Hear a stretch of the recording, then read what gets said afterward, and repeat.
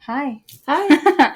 All right, we're recording. We're back. This will be episode 16 on the Yay. Fierce Fempreneur. And today we have Jen, the Spiritual Baddie. You can go ahead and introduce yourself. Sure. My name is Jennifer Abreu, also known as Jen, the Spiritual Baddie. I am a Yasui Reiki master, a tarot reader, a moon circle facilitator, mindfulness and meditation coach. I mean, I can keep going. Retreat hostess, sound bowl healer, Akashic records reader. Oh, and now I'm a yoga yoga instructor. She does. And I've taken my, first 5 classes so far? Yeah.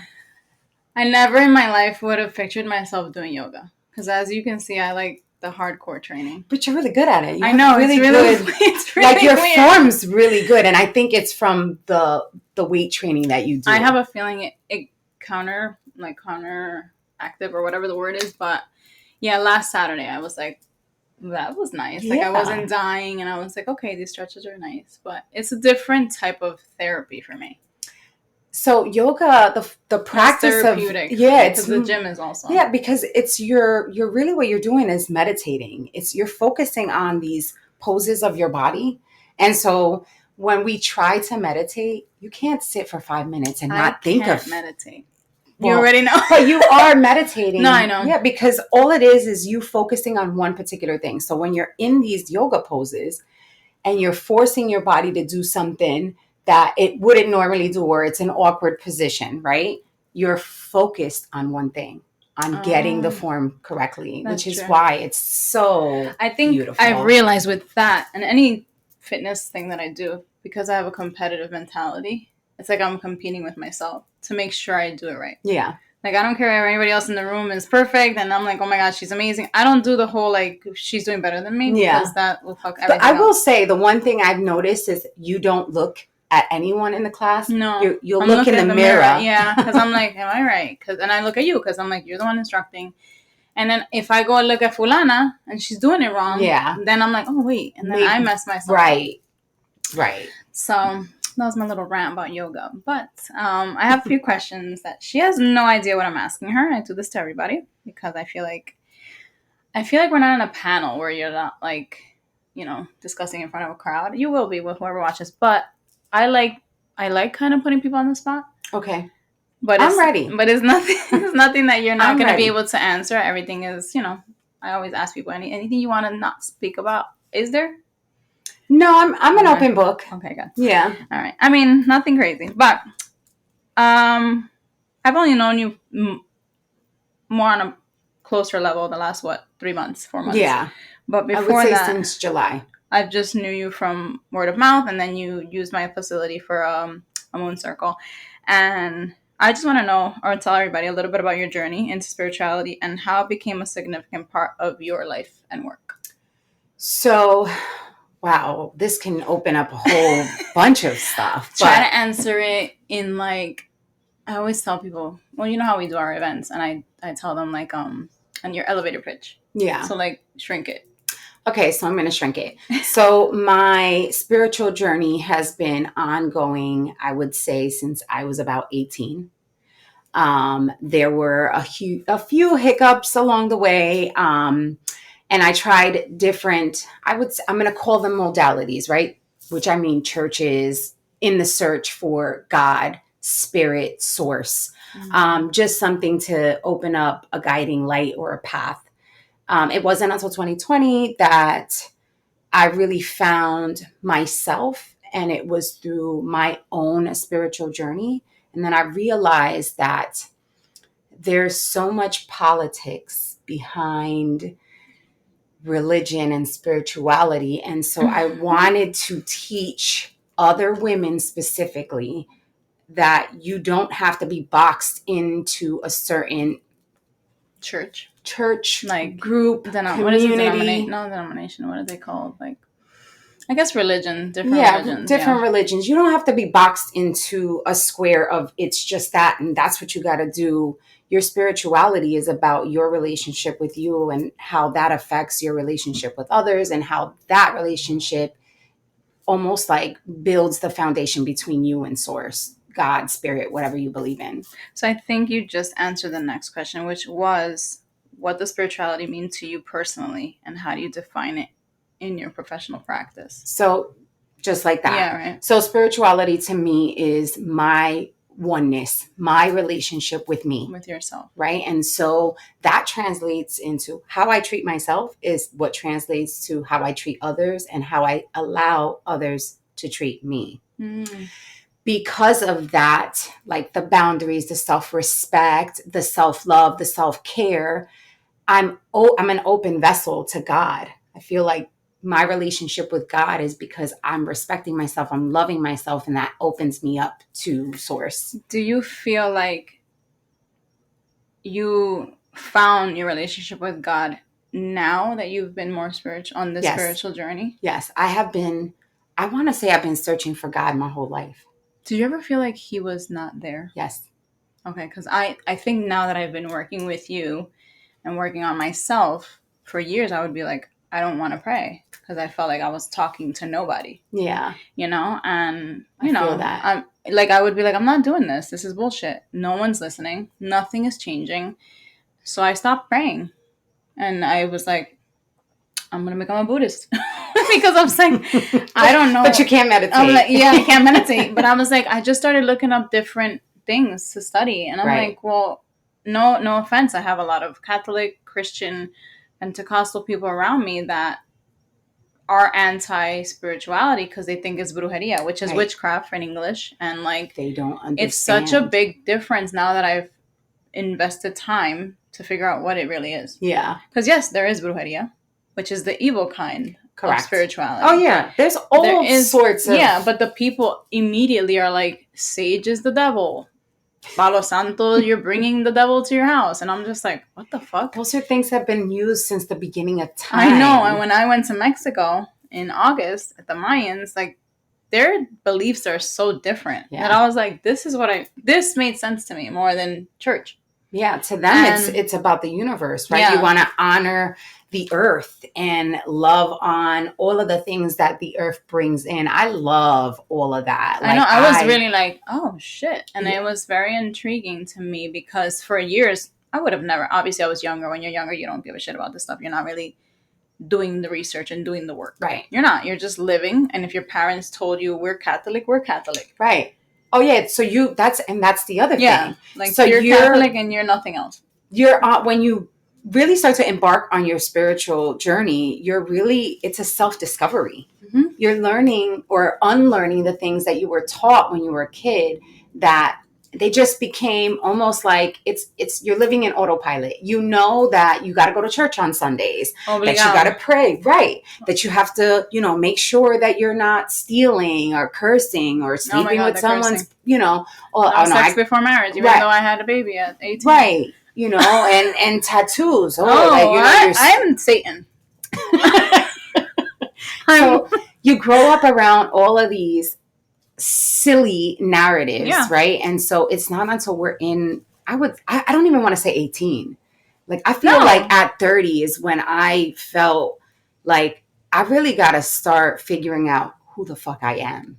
I honestly started that 4 years ago, and I'm going to be 40 in January, because I felt like I didn't live for me. Right. I lived for everybody else. Right. Everybody else's beliefs, what everybody else thought was good, what everybody else thought, I can't speak a certain way. I can't embarrass my family. I can't disrespect my children. I can't. And then I was like, I've been disrespecting myself this whole time because I'm living a fucking facade. Correct. You're wearing a mask. Yeah. Like, I was like, I'm done. Like, and it's exhausting. That's the other thing. It's like you have so many different personalities to keep up with. Yeah, because you're one person with your friends. Right. You're like, fuck this, fuck that. Another person behind the drinking, whoever smokes weed, they just fucking turn up. And then you're home and you're like, I have Bible study on Sunday. What? Yeah. Or the family that goes to church on Easter only every year. Yeah. Like, stop it now. Honestly, that was me. That was me and my family. And I did it to my kids. Yeah. And so one year they were like, do we have to go? And I was like, no. Yeah. That's it. I'm like, I'm lying. Because I'm like, this is fake as hell. Yep, it sure is. They would be like, hey, haven't seen you in a while. Yeah, I don't want to be here. I'm just here because it's Easter. My mom said I have to do this for the rest of my life. Like, I feel like those holidays were just embedded. Christmas, you have to go to church, or Christmas Eve, and then the New Year's Eve one. And I'm like, are you guys serious? And then once my kids were like, I don't want to go, I was like, all right. I was baptized. I never did my communion. I never did my, what's the other one? Confirmation. Like, I didn't do any of that. Oh, I have all of that. So I'm baptized. I can't even get married in church, technically. My penance. I got my communion. I did my confirmation.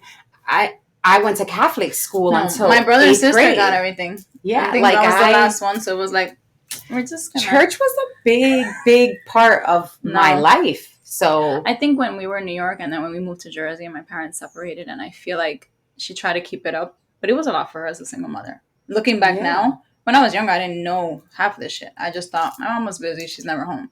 But now that I've lived the same single mom life of like, okay, we're not doing that. I don't have time for this. Right. I get it now. Absolutely. I'm like, okay, I get why. I don't have the time. And I'm tired. And she ran a business my whole life. She's always owned her own business. So, entrepreneurship is literally, it's not fucking, it's 24/7. I work harder now than I did when I was working corporate. It's crazy because, yes, you were able to clock out. We don't fucking clock out. No. At all. I was working till 11 o'clock last night. And you're the early bird. And I'm up. You like to go to sleep. I know. I do. And I'm like, okay, 9 o'clock, right. My brain starts at night. Because I know my day activities are over. And I don't have to worry about my son or like anything. It's done. Yeah. He ate. Then I'm like, all right, let me open the computer now. Yeah. And then it's like, bro, are you serious? It's my 10 o'clock. Laptop is open from the time I wake up in the morning, and then it stays open. So like throughout the day, I get whatever creative downloads. I'll go to my laptop, and then I have my calls all throughout the. So I'm busy. Last night I had my group coaching till about 9:15, and then all of a sudden it clicked that I needed to do a bunch of other stuff. Yeah. And I'm in bed with my laptop, typing away, putting stuff together. And then I'm like, all right, enough is enough.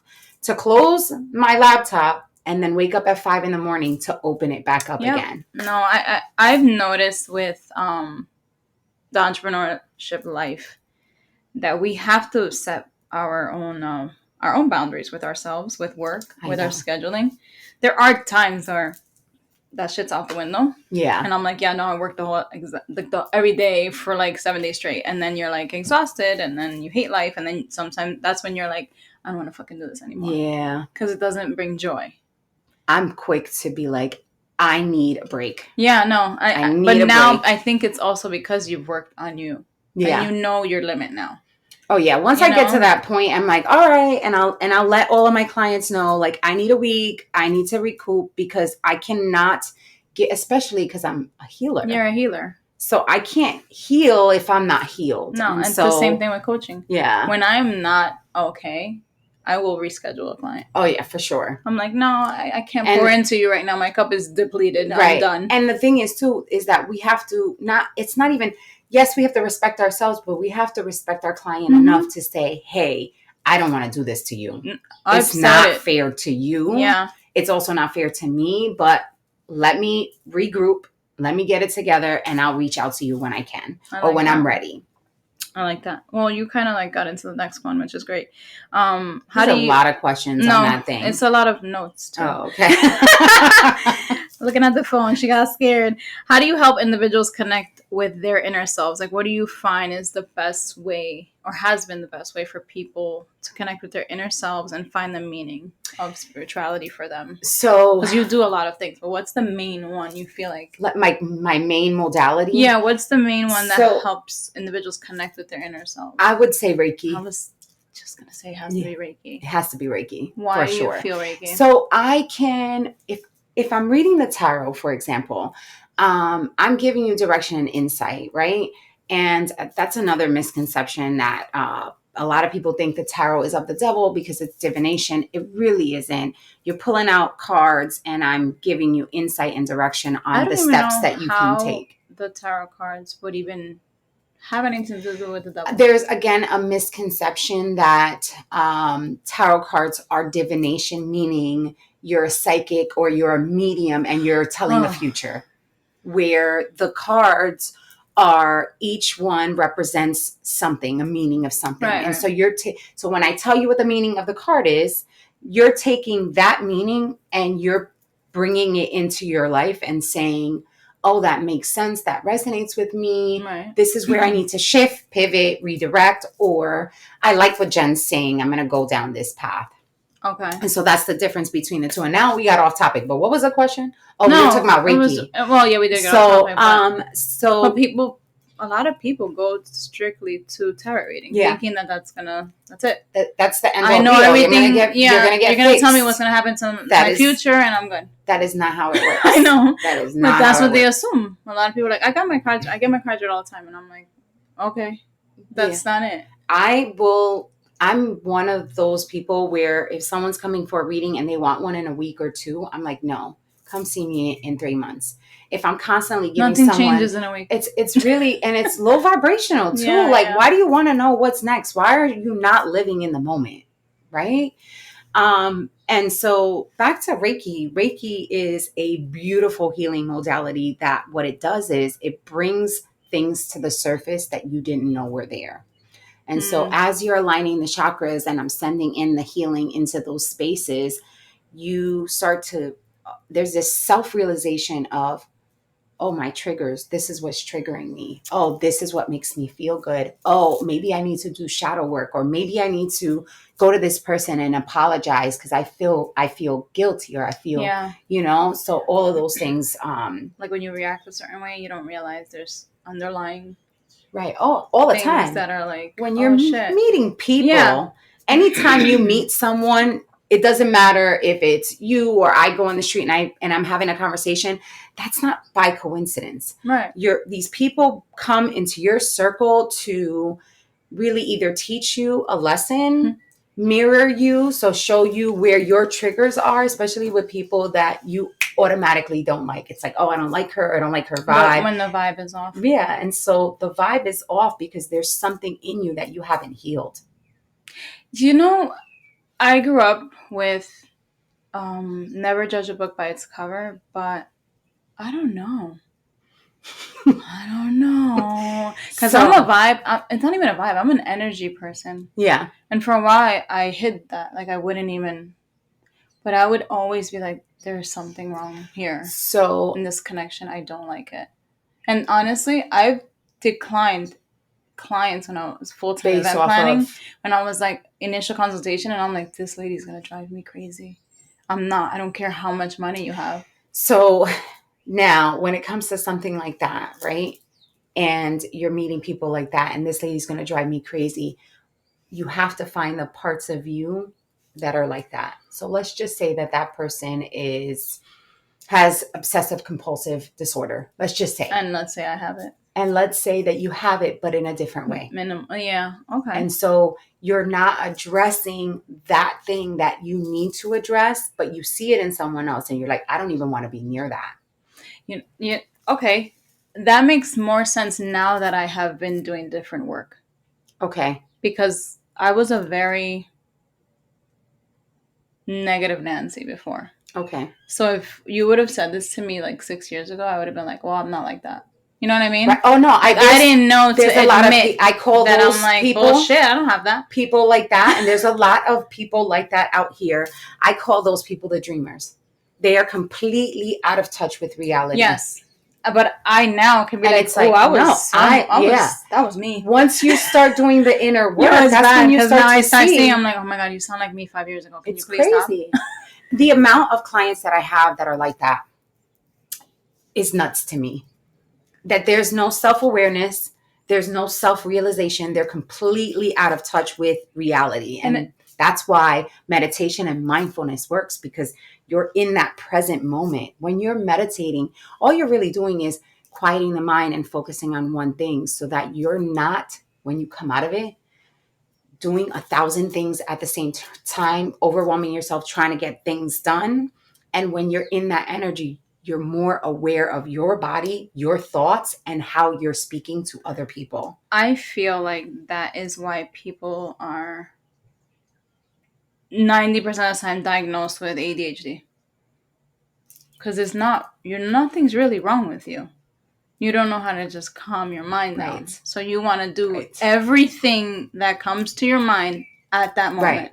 And I feel like, like I'm going to start laundry. Oh, wait, let me go over send this email. Oh, wait, the dish. Oh, shit, I got to make dinner. And nothing gets done. that was me, I would say 3 years ago. But you have ADHD. No, motherfucker, I just don't know how to calm down. And I want to do all the things too. But when you want to do all of those things like that, that's the other thing. That's when you half-ass everything. Yes. Because you can't finish a task. Yes. And we are on the same page here. And I'm like, I said I'm going to do laundry. I'm going to finish the laundry. And the whole putting it away 3 weeks later, I don't do that anymore. I have to put it away. Yo, I would have a pile. That would be my boyfriend.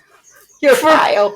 I'm going to dig in here. I'm like, I'll put this away this week because now I'm like, I'm not in a rush to put this away. But now, no, I'm like, well, let's just put this shit away. You've gotten more, I call that daily rituals, right? Making sure that you're taking care of your tasks. Is that something that started once you did your business full time, or is this something that, okay. No, when I started my business full time, I was still all over the place because I was like wearing 18 hats, like trying to do the business, everything in the event planning world. There's so many vendors. And in the beginning, I wanted to do everything because I didn't want to spend the money. I wanted to take all the money from me. So I learned how to make balloons.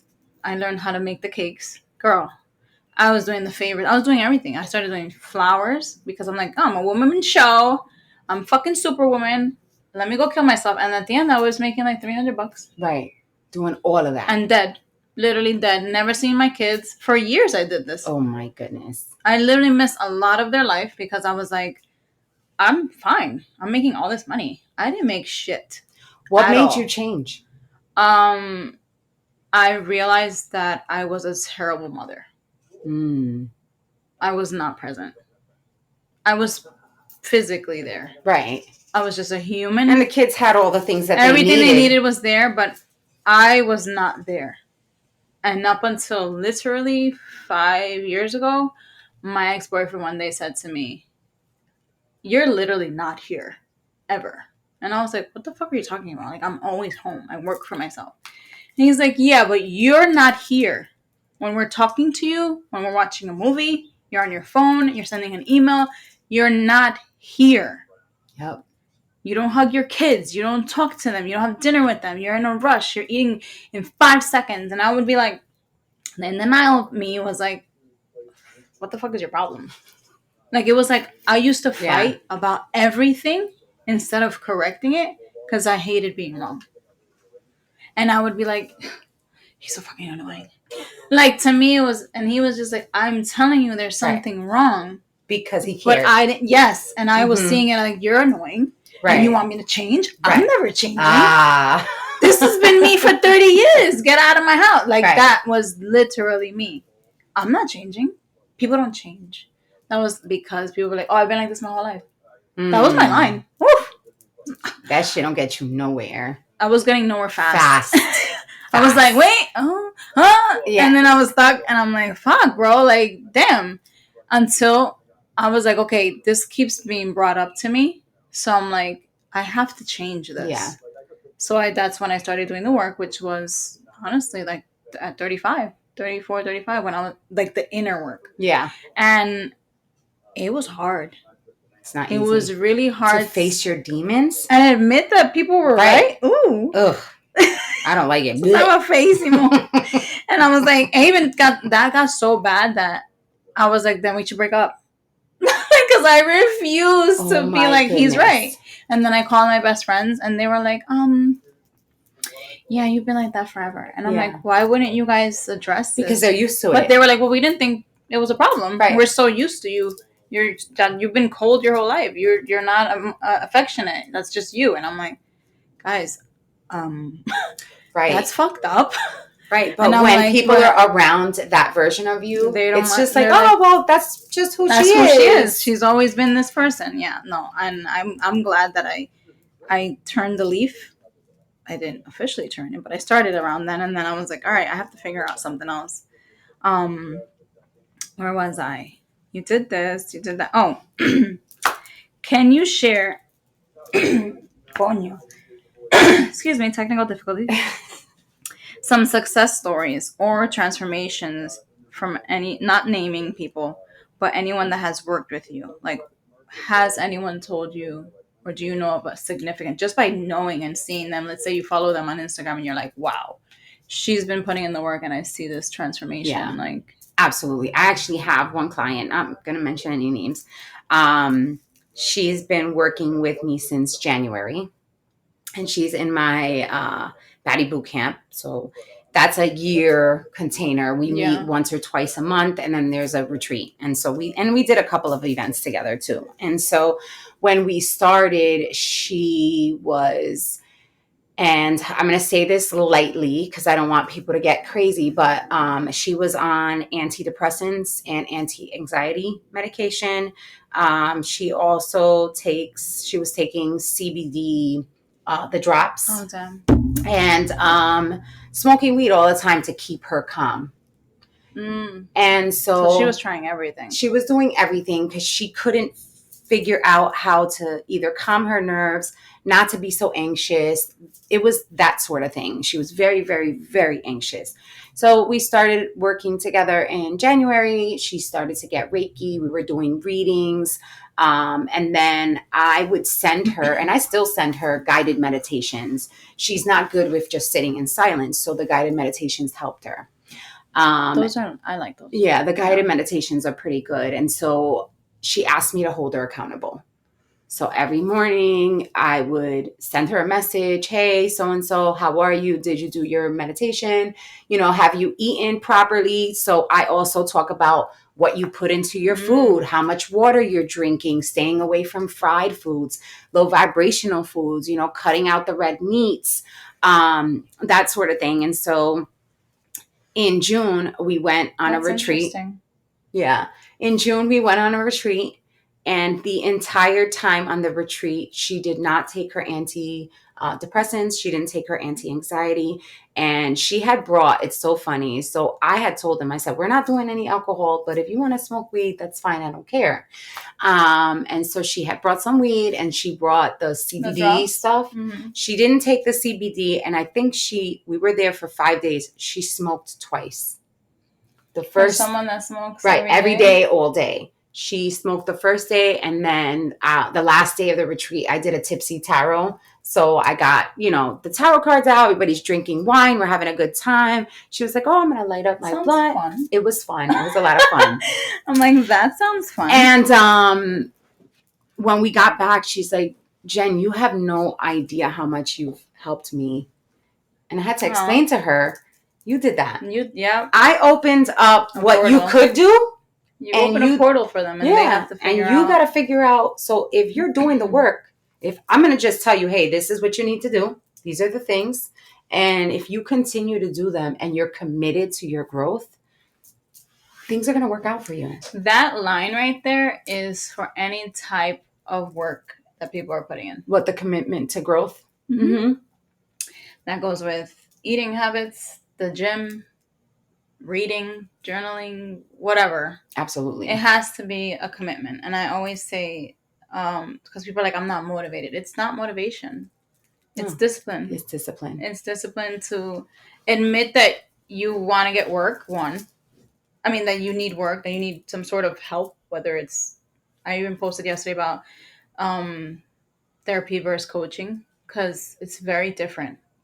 And I'm not a therapist, but a lot of people hire a coach thinking that I'm going to solve all of their therapeutic stuff. And I'm like, I can't handle this. Yeah.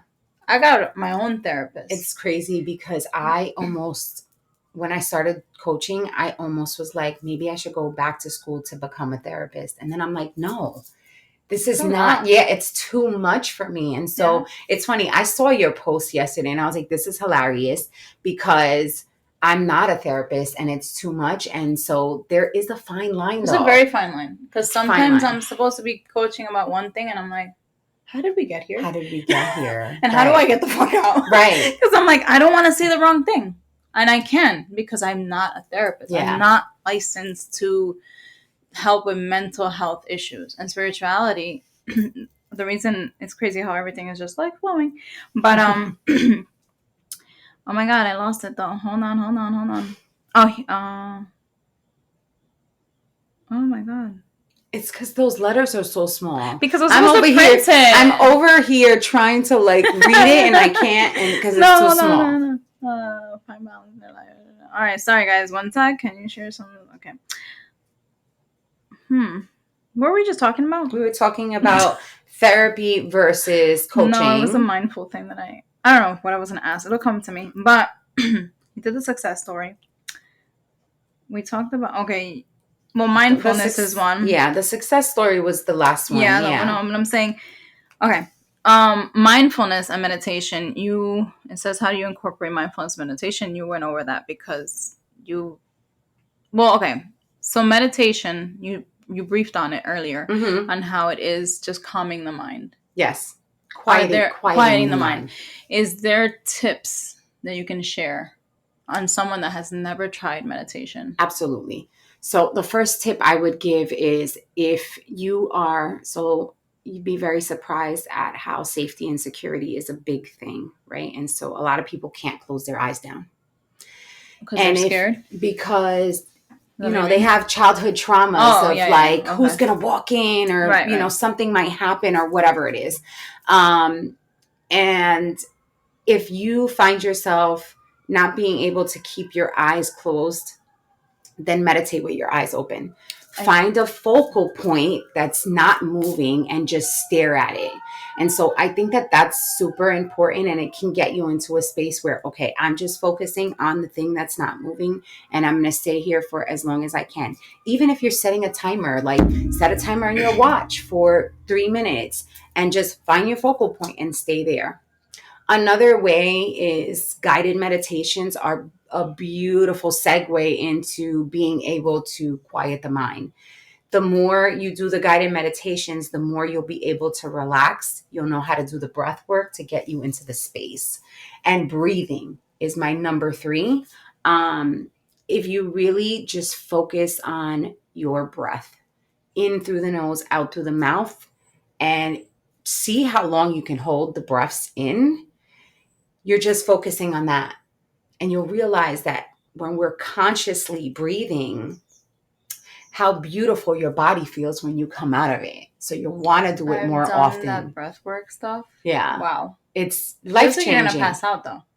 The ones that I've done. Yes. I'm like, what's happening right now? When you're doing the extensive breath work where it's just the breath work, right? But it's so intense. Yeah. You're literally like, it's crazy because remember I told you we did, and because I'm in your celestial journey, she also has classes, group classes. The other day we did a meditation and I said I left my eyes open, but I can see. Yes. You were visualizing with your eyes open. Yeah. And I cannot with my eyes closed.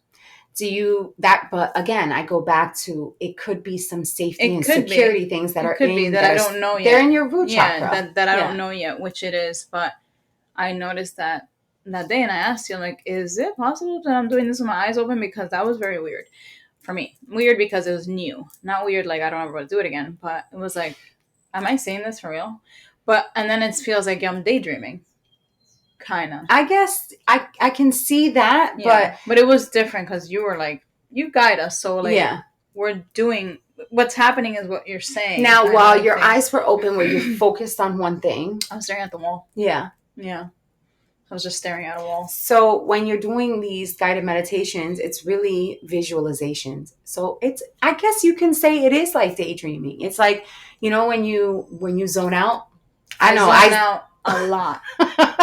But people think I'm staring at them. Sometimes I don't even see the person that I'm staring at. Does that happen to you? All the time. And they're like, and I'm like, I'm not really looking at you. I'm looking past you. But it's because you're thinking about something and you're so focused on the thought that you don't even realize that there's a person that and they're like, ma'am. That happens to me all the time. And I have to be like, I'm so sorry, I'm not staring. I was just zoning out. But it happened yesterday, and somebody was like, "Yo, what are you staring at?" And I was me like, deep in thought. Yeah, it's all it is. Okay, because I'm like, I get lost. So you can definitely meditate if you're zoning out. I'm usually often eyes wide open like a loca, and they're like, "What the fuck is she staring at?" And I'm like, "Why are her eyebrows so high?" Yeah, and I'm like. So invested in whatever's there, but I don't even see. It's crazy because people are like, you're staring at someone. I'm like, no, I'm not. I don't even see that person. But okay, do you see the relationship between spirituality and mental health? I do. And how can you see that they support one another? I feel like when you are going through mental breaks, I will say, and you start to quiet your mind and you start to listen intuitively to what your body needs, it's just okay. So let me backtrack. I do a lot of chakra work as well. Okay, so the chakras are our energy centers and they're connected to our major organs. Okay, and so when our chakras are out of balance, our energy centers, it affects the organs near those energy centers. Okay. You went over So, this. yeah. So, mental health has to do with your crown chakra and your third eye when they're imbalanced. And so, when you quiet the mind, what happens is when you're in those mental breaks or those psychosis, right? Your mind is everywhere. It's because of the imbalance. And so quieting your mind and doing the work that you need will literally align those chakras. That's here. Yep. So The think root of is like a here. crown. So the crown is a crown on your You're head. wearing the crown. Right. And so the crown chakra is your connection, your spiritual intelligence, your spiritual wisdom, right? Your connection to God's source, the higher power. Okay. Your third eye, which is right in between your eyebrows, like a little bit above the eyes, is your connection to your intuition. When those things are blocked, you don't understand what's going on. There is a lack of clarity. Your mind is everywhere. It can also cause a chemical imbalance in the brain. Chemical imbalances in the brain are where bipolar comes from. Where all that shit that they medicate you for. Right. And so if you're doing the meditation, if you're doing the breath work, if you're doing shadow work, if you're getting Reiki, if you're really calming yourself down naturally without using medications, right? These Western medications, if you're eating the right foods, if you're drinking enough water, you can balance your own chakras to the point where you don't need these medications and you can calm yourself down. And so there's an absolute connection between mental health and spirituality because it is you finding out who you are and what your body needs. So this is... Well, you ask that in yoga all the time. What does your body need? What is your body asking you for? Right. What does your body need? So when you quiet yourself down, especially, and I will say, I've had multiple clients call me in the middle of a panic attack, which is crazy to me because I haven't had a panic attack in a while. But when I used to, I couldn't even grab a phone. I couldn't breathe. I felt like I was having a heart attack. And I've had clients like, Jen, walk me through this. And I'm like, first of all, you need to breathe. Yeah. All right. And just quiet your mind, And so once I'm talking them through it and they're getting calm, they'll start to come back to their body. They start to realize, oh, my body just needs to be calm and to be quiet. See, for them, it's you're their therapist at that moment. I know. And I try. And honestly, when it's a client calling me, I have to answer because I know it's for something. Yeah. They're not just calling me just to chit chat. It's for something. But it is, see, that's why another reason why I posted yesterday, because a lot of people mix everything as one. Yeah. Like, oh, I'm doing spiritual work. That's my therapy. I won't go to a therapist now. No, people need to go to therapy. I know, but people think that they go to one thing, work on that, and that's going to solve anything that's been there, lingering, the mental health, the traumas. Like, it may, but it's not. Things are going to resurface. Yeah, absolutely. And that's that throwing that under the rug shit. Yeah, no, you gotta, everything complements each other. So just to be clear, I have a therapist too. Because there is no way that I'm doing all of this healing and not doing, well, I do the healing work on myself, obviously, but I'm also speaking to somebody because I need to. Yeah. Otherwise, I'm going to go crazy. But you know what it is? I don't know if people, I'm sure there's still people, because growing up, therapy sounded like it was just for the crazies. Oh, yeah. Especially if you're Hispanic. Oh, yeah. If you go to therapy, you're absolutely crazy or you're nuts. Like, you're bipolar, you only go to therapy if you have a literal mental problem, que tú eres loca, and that's it. So I had that stigma, I guess, for it for years.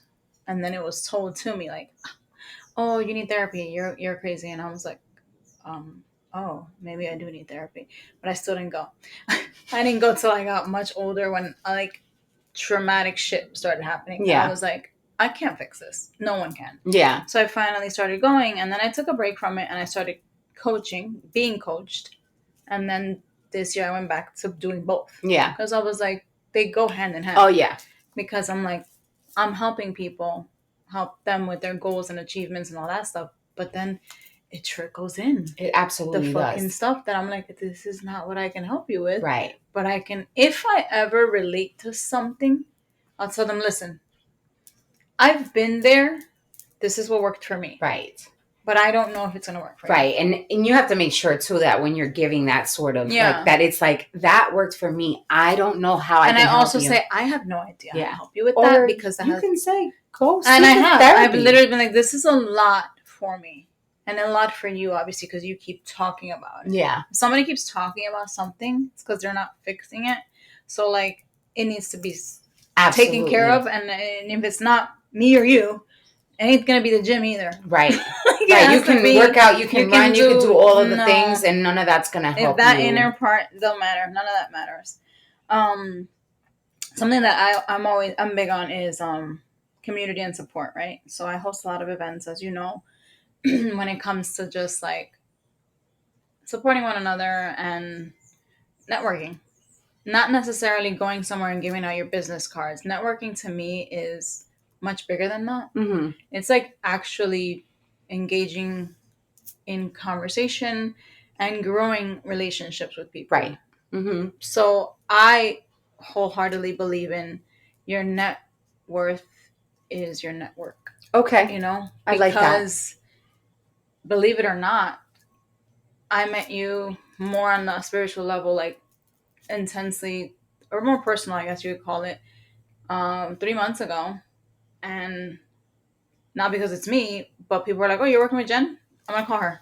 You're working with Jen? I'm going to call her. And I'm like, yeah, because that's how it works. Yeah, for sure. Oh, you like her? I'm going to go. I'm going to try it. And I'm like, sure. I didn't even say nothing. But it's just because I hold that, I guess, because I'm so known in the community of just events, and she knows people and she has connections and all that shit. So I don't mind connecting. I am connect queen. Yeah. Like literally they've said you're the plug. And I'm like, thanks. Unintentionally. But I know someone for something for someone. If it's not me, I can figure that out. So with me, it's important for me. Can you discuss the importance of it in people that are fostering a spiritual growth, if that makes sense? Yeah, absolutely. Because it is a different world. It is a different world. Yeah. So I think that community is extremely important when it comes to your spiritual growth, because you want to be around like-minded people. You want to make sure that you are transferring energy to people who are receptive to it. Mm-hmm. So if you're around a bunch of people who are like, oh, that's spirituality bullshit, all you're doing is saging and whatever, and all of that woo-woo stuff, that witchcraft stuff, then you're not going to believe in your spiritual growth. You're not going to believe in your expansion as a human. But when you're surrounding yourself with people who are literally working on themselves, then you're going to be like, oh, I like what you did. I like what you said. I'm going to try that. And I like being around you because you have good energy. So I want to network. Let's see what we can do as far as a collaboration. And I think that that's what happened with us too. It was like, what can we do to collab and make this bigger than what it is? I would have never hosted a moon circle in my life. Never. Because I'm like, what the fuck? I hadn't even attended one. Yeah. So like, to me, it's like, let's try something different. And I was at a stage in my life where I needed something different. And it was like, you were there. We were there at the right time in the gym. Like, oh, hey, I haven't seen you. And I'm like... we should definitely describe what a moon circle is, even though it's difficult. Because us saying it, people are like, what are they doing? They think we're singing to the rain. We're singing to the moon. So just real quick, Moon circles are a group of women that gather together to empower each other. There is somatic healing through movement and affirmations. We are either manifesting or releasing the things that no longer serve us, and we're just sharing what we feel. For the most part, so when you and I did it together, it was a lot of networking, it was a lot of conversation, it was a lot of like empowerment. We mixed our worlds. Yeah. So normally when I do it, it's more, I'm doing more of Reiki healing, sound baths, which I incorporated as well. Mm-hmm. And me speaking of, astrology, the planets, the energy of the moon, and getting into some of the things that we need to face head on in order to grow in our spirituality and in our self-love. Oh. Did the power go out? You know what, God? Mm-hmm. I mean, we can still record because we don't need electricity. Okay, great. All right. Well, that was nice. And we're technical back. Difficulties. All right. I only have 2 more questions really to close up. So, what is some advice that you have for someone who is just beginning their exploration of spirituality and seeking guidance? So my advice would be not to listen to what anyone says. Your journey is your journey alone. You get to change, you get to reinvent yourself, you get to do whatever it is that you like. And that is what spirituality is all about. And sometimes we get so caught up in what people are saying around us. Yeah. And it deters us from either what we, our truest, most authentic self, because we're like so used to, I don't want to say masking, but like we're so used to taking on the energy of everyone around us, right? Those people do this and I'm just so used to doing that and whatever. So when you're on this journey, just know that it's yours and yours alone, and just stop fucking listening to everybody. Just do you. I feel like that can go with everything in life. Absolutely. Yeah. Yeah. Because a lot of us stop our dreams, our goals, because we want to wait for approval. Right. Or someone doesn't think that makes sense. So why should I? You know what? Someone said that that's a stupid idea. I'm not going to do it. What if that stupid idea is like the next best thing? It's crazy. It could be literally the next best thing. And you're like, oh no, Fulana said this, or my friend doesn't agree. And I'm going to be honest, when it comes to entrepreneurs, you need to have entrepreneur friends. I agree. And an entrepreneur circle, because it's a different friendship. And it's a different life. Yeah. And your regular friends from back in the day, they're going to be there. But they're not going anywhere, but they don't understand. They don't understand, and it's okay. I used to get butthurt about it, but then I was like, this isn't their life. Yeah, they don't get it. They don't get it. And I was a mom much earlier than my friends, so like they're mommying now, like smaller children, and my life is very different. Yeah. So I hang around now with people that are working all fucking day long. Yeah. But for themselves. So it's a different world. But I like that advice for everybody, really. Lastly, how do you envision the future of spirituality and its role in promoting well-being and harmony in the world? Yeah, in society. So I feel like right now there's so many more spiritual people after COVID. I feel like COVID made us self-reflect, even though we didn't want to, right? Because we spent a lot of time either by ourselves or just at home with our families. And it starts to make you almost like second guess, like your friendships and your families that are outside of your home. And because of that, there's this spiritual consciousness that just came, I feel like, full throttle now. People want to work on their self-discovery and their self-awareness. People want to be kinder. They want to operate from love now. It's different. Like I remember growing up and it was a constant competition and you got to be better and fuck what everybody else thinks and was doing. You got to do better, right? It was that that competitor's mindset. I feel like after COVID, it's become more of a let's do this together. Community over competition. Yes. I feel like it's, we're operating from love because we learned what it was like to be alone for months. We learned what it's like to just sit at home with yourself and your thoughts. And now you're like, I'm outside. We outside. We are outside and we want to love on each other. I said during COVID that if there wasn't a transformation in your life, in your mind, in your home, during being home for so long, I don't know what the fuck you were doing. Right. If you still doing the same thing you were doing before. Because that shit was traumatic as fuck for me. I'm an outgoing, well, when you get to know me, person. But I mean, like, I don't like to sit home. And I'm an event planner. Yeah. My world shut down. Completely. I was like, I couldn't even imagine. I don't know what to do with myself. That's when I started merchandise. I started Plants Mom. Like, I was just like, I'm buying every plant on the planet because I needed to entertain that, like, because I'm a caregiver in a way. Yeah. I'm a people person and I host events. And the fact that I had to sit here and be like, well, what do I do now? Right. I had to reinvent myself. Right. How am I going to make money? How am I going to do the things that I need that bring me passion too? Yeah. Yeah. Because you like to be I like with to people. Host the events. Right. I like to decorate. I liked all that. But then also COVID also woke me up that year of like, do I want to do this forever? Because I ended up liking being able to watch TV. Yeah. Oh, I got to watch a show. I got to actually watch a series. And I was like, that TV was never on. But I got to spend time with my family. Yeah. And then I was like, I don't want to be gone all day anymore. I don't want to miss all the weekends anymore. It was like... That's why I'm saying I feel like it's brought community so much closer. There's this... We used to have Zoom wine nights.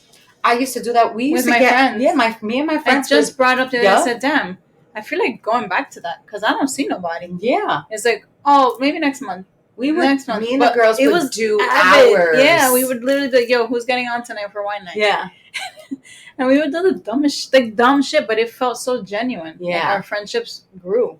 Absolutely. And then life got back, and then everybody forgot about that. Right. I just thought about it the other day. I was like, yo, you remember those Zoom calls? But you'd be very surprised. It was so fun. At how people now, and I feel like I go back to when you're sitting alone like that, when you feel that loneliness and you have to self-reflect, you're like, oh no, I need to get to know myself again. And I need to love on people because I know what it was like to be in the house like that and not be able to go out, not be able to be around people. Yeah. No. If you're a people person, that was a lot mentally for everybody. If you were a loner, then you were in heaven. Right. And then people are still introverts, so people that are like, no, I'm good, I don't want to go out. So it was a lot. Bonus. What's a superpower you would have and why? If you could have it. If I could have a superpower, what would it be? That's interesting. Makes you think. I had an answer, and the last person I asked had a better answer, and I was like, no, I want that.